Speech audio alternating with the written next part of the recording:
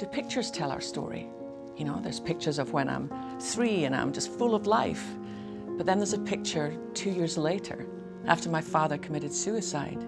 Man, it's a different look. I look more guarded. Do scars tell our story? You know, I've got a place on my knee where I fell when I was a child. I fell off my bike and my mom had to get all the stones out, and my sister said, "Now don't touch it or you'll be left with a scar." So I touched it every day so I could be left with a scar. But sometimes as we get older, we hide our scars.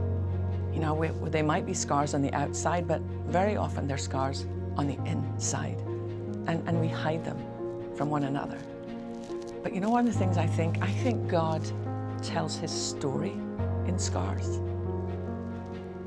If Jesus Christ chose to rise from the dead and keep the marks of crucifixion, why would we be ashamed to show our scars? I say now, celebrate your scars as tattoos of triumph. See, a scar is different than a wound.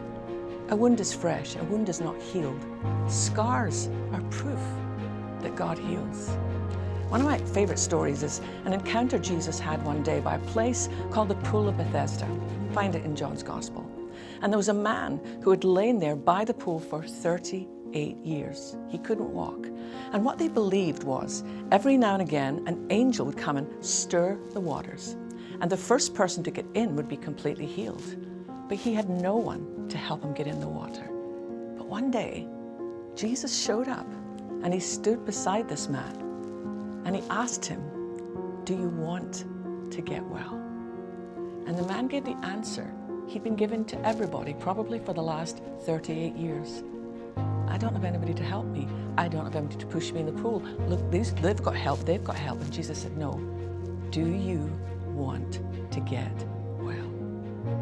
And I said, "Yes." And Jesus said, "Rise up." Sometimes we stay focused on our scars because we don't want to move forward. I want you to hear Jesus saying to you, "Do you want to get well?" And when your answer is yes, hear him say, "Then get up."